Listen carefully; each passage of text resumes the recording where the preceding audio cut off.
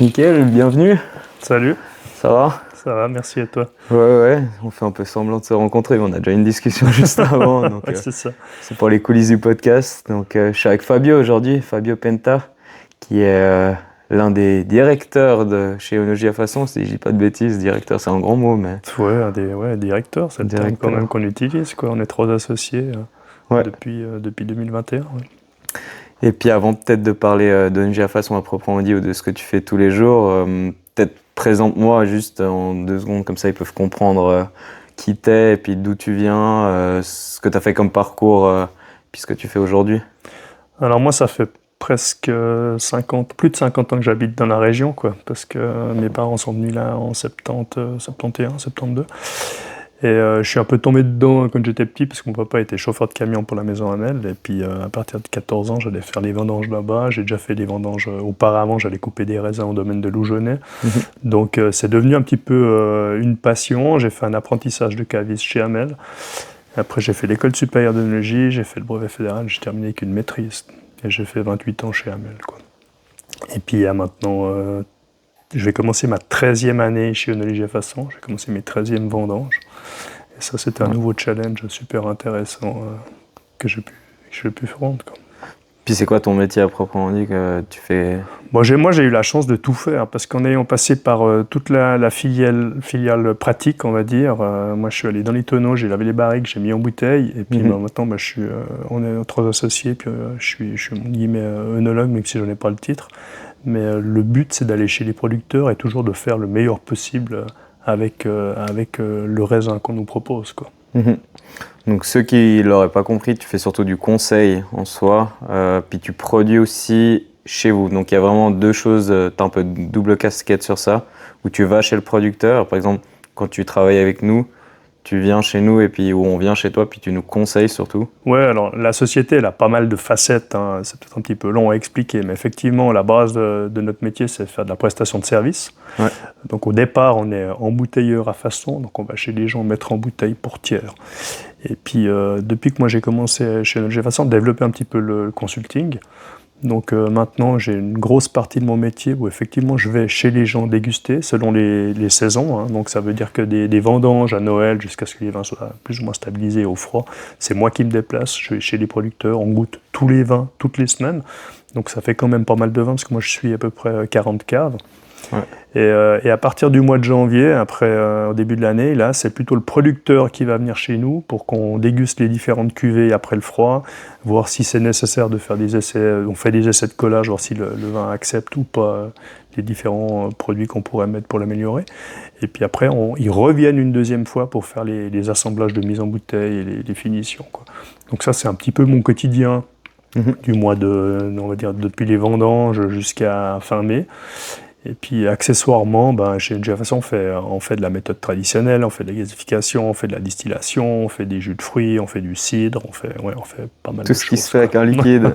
Ouais. Tout ce qui est bon. Donc en gros, t'accompagnes un peu. T'as la partie où t'accompagnes vraiment la personne qui va faire du raisin ou recevoir du raisin, qui va vinifier, puis tu vas le conseiller un peu sur toutes les facettes, les problèmes qu'il peut rencontrer. Puis d'un autre côté, il y a aussi chez vous, où vous allez faire du vin, à proprement dit, où t'as des gens qui vont venir et puis qui vont juste te donner des raisins, puis ils vont dire moi j'ai 300 kilos de raisins, je vais faire 300 bouteilles. C'est ça. Maintenant à toi de jouer, quoi. Ouais, c'est ça. On a des gens qui nous donnent la clé de la cave de chez eux, on va dire. Donc depuis la réception de la vendange jusqu'à la mise en bouteille, on fait tout. Et puis il y a des gens, par contre, on fait que du consulting, que de l'analytique, que de la filtration, que de la mise, selon les besoins. Et après, il y a effectivement cette facette aussi chez Onogia Façon où les gens ont de la vigne mais n'ont pas de cave. Donc là, ils vont nous livrer leurs raisins et nous, on leur garantit qu'à partir de 350 kg, c'est leur propre vin qu'ils vont pouvoir récupérer à la fin de l'élevage, quoi. Ouais. Ça, c'est peut-être intéressant d'expliquer justement parce que je ne sais pas si tout le monde sait, mais on peut produire uniquement du raisin, on peut pas produire de raisin, puis recevoir le raisin, puis produire uniquement du vin, où on peut faire tout le procédé. Donc il n'y a pas forcément des règles justes ou faux. C'est vraiment en fonction de l'infrastructure qu'on a, de ce qu'on a envie de faire aussi. De ce qu'on aime, hein, surtout, ouais. Hein, c'est clair. Les gens qui... Je pense qu'on a des métiers de passion, en tout cas pour les gens qui font du vin. Donc il faut produire du raisin déjà, et puis après du beau raisin pour faire du bon vin. Ouais. Mais après, on a aussi des cas de figure où il y a des gens qui font des raisins et puis qui après vendent des raisins. Ou alors transforment le raisin en vin, puis vendent le vin, quoi. Ouais. Pas forcément en bouteille, hein, ça peut être sous forme de vin en vrac aussi. Hein. Ouais. Mais ça, c'est ce qui est super intéressant, en fait. Hein, c'est que moi, j'ai la chance, et en plus, le vin, c'est un produit qui est social. Hein, donc, ça apporte toujours une discussion, le vin. On peut parler du vigneron, du terroir, du millésime, du cépage. Il y a toujours un truc à dire. Sur l'eau, c'est un peu plus compliqué, quoi. Donc, Tu en frustrer certains. Là. non, mais c'est vrai, c'est vrai. Et c'est vrai que quand moi, je vais chez les clients qui deviennent souvent, par défaut, des amis, parce que c'est toujours des discussions pour essayer de faire le meilleur possible, quelle que soit la structure du vigneron, parce que on peut faire des vins bons et bon marché, et puis des vins plus chers et bons aussi, quoi. Ouais. Donc ça dépend du standard de vente que veulent faire les gens, du packaging et tout ça. Et puis on est là un petit peu pour les accompagner. On ne fait pas de vente du tout, mais par contre on essaye toujours de faire, et puis de faire le meilleur possible pour eux et pour le client final, c'est ce qui est le plus important à la fin, quoi. Ouais. Question bête, mais ça t'a jamais frustré bon, alors t'es représenté plusieurs fois sur des gens qui peuvent mentionner sur des étiquettes ou des choses comme ça, mais de faire ton vin proprement dit, de monter ta cave, pourquoi est-ce que t'as décidé plutôt d'accompagner les gens, de toucher à plein de choses, parce que du coup en guillemets, t'as un peu 40 caves à toi, indirectement, dans lesquelles tu peux un peu voir plein de choses, rencontrer plein de problèmes, faire plein de cépages différents, plein de méthodes de vinification différentes. Pourquoi est-ce que t'as pas décidé une fois de faire un truc juste pour toi? Mais t'es pas le premier à me poser la question, mais ça c'est un truc qui m'a vraiment jamais frustré et ça me demande pas plus que temps. Parce qu'effectivement, je pense que j'ai une chance qui est pas unique parce que je suis pas seul à faire ce métier. Mais moi, je vinifie entre Genève et le Tessin, donc il y a une liste de cépages qui est longue comme le bras, des philosophies, des terroirs, des installations, de la technologie qui est différente de partout. Donc, je préfère faire ça que de me bloquer dans une cave avec mes 15 cépages, mes bouteilles à vendre. Et là, moi, j'ai pas la pression d'avoir de vin à vendre. Par contre, une des questions que je pose quand mes clients viennent déguster, ça a été, le vin est bon, est-ce que les clients sont contents? Puis pour moi, c'est des retours qui sont super positifs. Alors moi, j'ai même des clients des fois qui m'appellent pour me dire, ah mais écoute, c'est super, on a reçu on a mis en bouteille pour eux, puis ils sont super contents. Et ça fait, voilà, moi c'est tout ce qui me fait plaisir, c'est qu'on me dise, ça se vend bien, c'est que c'est bon, quoi. Donc, tu retrouves une satisfaction, quoi. Ouais. Plus que de faire mon propre vin, quoi. C'est vrai. Ouais, t'as quand même le côté gratifiant du produit final. Après, il y a des gens qui, effectivement... alors, nous, on n'est pas tellement, on s'implique pas tellement dans la viticulture, hein, ça c'est vraiment un truc qui, du reste, c'est pas mon corps de métier. Mais il y a des gens qui nous demandent beaucoup de conseils, puis d'autres qui ont des idées très fixes, puis on est là juste pour les accompagner, on goûte, et puis on dit, écoute, si j'étais toi, je ferais comme ça me dérange un petit peu, c'est un peu amer, c'est un peu comme si, voilà, je te propose ça. Après, c'est vrai que souvent, je le dis aux jeunes, je te l'ai sûrement déjà dit aussi, c'est que en sortant des études, on a plein d'idées, et on a appris plein de choses, donc vous êtes certainement plus qualifiés que nous, mais nous, maintenant j'ai 40 ans d'ange derrière moi à peu près, donc on commence à avoir les cheveux gris, et puis tout ça, ça apporte de l'expérience. Et cette expérience, on la met au profit de toute la viticulture de Suisse, enfin en tout cas dans les domaines dans lesquels on participe, parce que de faire du vin, c'est une question d'expérience. Tu te souviens des différents millésimes, 19 était peut-être comme 21 ou comme 24, 18 comme 20 et 22. Et tout ça, ça nous apprend à travailler. On travaille avec des produits différents, à des dates de vendange différentes. Et tout ça, on se dit, on pourrait faire un Vincent Malo, mais c'est plus facile de faire sur des millésimes chauds que pas. Et ça, c'est l'expérience qui parle, quoi. C'est pas, ça s'apprend pas dans les bouquins, quoi. Ça, c'est juste à force de déguster. Et c'est vrai que en période de déguste, quand on fait le tour des caves entre octobre et décembre, moi je vais goûter facilement 120 par jour. Ça, c'est des dégustations qui sont très rapides, c'est bon, pas bon, il y a défaut, pas défaut, quoi. C'est très important, mais ça va relativement vite.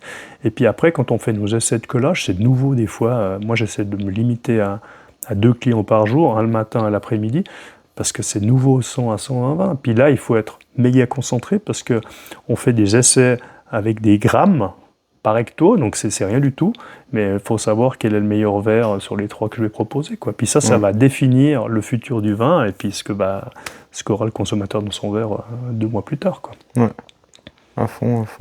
Et puis, petite question bête, maintenant tu dis que ça fait 40 ans que tu fais ça, tu vois le marché évoluer, tu vois les producteurs évoluer, les consommateurs évoluer, les techniques de vinification évoluer, enfin tout évolue d'une manière ou d'une autre, à un rythme plus ou moins différent. Si tu veux relever un truc qui t'a t'a marqué ces 40 dernières années, qui a le plus évolué, ou qui est le plus choquant, tu te dis ah, je me serais jamais attendu à ça, ou que maintenant ça existe, ou que ça ait disparu, peut-être au contraire, j'en sais rien. Ouais, alors je sais pas trop comment répondre à cette question. Je dirais que une phrase que je dis toujours, c'est que dans la notification, on n'arrive pas à réinventer la roue, quoi. Il y a des process de base, malgré l'évolution, qui restent assez classiques si on veut faire quelque chose de bon, quoi. On peut travailler un petit peu différemment, mais il faut toujours transformer du sucre en alcool. Il y a toujours les différents acides, malo, pas malo. Enfin, je veux dire, l'hygiène, la propreté, tout ce qui est aromatique. Donc ça, pour moi, c'est des principaux fondamentaux dans la vinification. Et puis, on a fait des essais, hein. On peut travailler avec moins de soufre, on peut faire des vins nature, on peut faire des vins oranges. Mais pour moi, c'est des choses qui, après, ça n'implique que moi, bien entendu, mais c'est un petit peu éphémère, quoi, parce qu'on voit qu'il y a eu un petit pic, et puis maintenant, les gens s'en désintéressent déjà un petit peu. Donc, pour moi, la règle de base, c'est qu'il faut faire bon, quoi. Donc, mais je peux pas dire qu'il y a une technologie qui révolutionnait la vinification. Il y a peut-être la flottation dans les années... en 2003, c'était, hein, donc ça fait 23 ans, là. Explique peut-être juste en 2 mots ce que c'est, parce que je suis pas La sûr flottation, ouais, c'est vrai que c'est peut-être un truc un peu technique. C'est que, en fait, quand on a... Après avoir pressuré les raisins, on a un mou qui est trouble. Et là, il faut séparer les bourbes du mou, en fait, hein. Et à l'époque, on faisait ça par sédimentation, donc on pouvait refroidir la cuve et puis on laissait 48 heures. Puis vu que ces sédiments, ces bourbes sont plus lourdes, elles vont aller au fond de la cuve. Puis après, on prélevait que le dessus de la cuve pour avoir le plus clair possible. Okay. Le problème de cette technique-là, c'est qu'il faut du froid. Et ça immobilise des cuves pendant au minimum 48 heures si on veut faire du bon boulot, quoi. Et en 2003, on a commencé à mettre en place la flottation dans le canton de Vaud. Et ça, c'est une machine, c'est une espèce de pompe, hein, qui va injecter de l'air par en bas. Et cet air va, avec de l'aide de la gélatine, va remonter les bourbes en surface de la cuve. Ça va beaucoup plus vite parce qu'on compte à peu près 1 heure par mètre de hauteur de cuve. Donc en 4-5 heures, on peut débourber notre cuve. Et elle est beaucoup plus claire que par sédimentation et on gagne de la place. Parce qu'avant, on avait plein de cuves qui étaient immobilisées pendant plusieurs jours, tandis que là, on peut quasiment avoir une cuve par jour et puis on la flotte le soir et le matin, on la débourbe et puis avec 3 cuves, on pourrait tourner, quoi. Ouais. Donc c'est un moyen qui a, à mon avis, révolutionné un petit peu les chasselins, les rosés aussi, ça se fait de plus en plus, quoi. Ouais, ok. Et c'est un moyen qui a assez bon marché, accessoirement, quoi. Puis dernière petite question, donc je t'avais expliqué avant un peu le concept du podcast qui était surtout de démocratiser le monde du vin. Alors là c'était un podcast un peu plus technique justement parce qu'on a quelqu'un de technique, donc c'est toujours intéressant de changer. J'ai eu la semaine passée quelqu'un qui connaissait rien au vin, donc c'est cool, on a un peu de tout. Mais le podcast c'est vraiment pour dire aux gens, parler de vin, on s'en fout si c'est vraiment des bons mots, si c'est des mauvais mots, si tu connais plein de choses, si tu connais rien.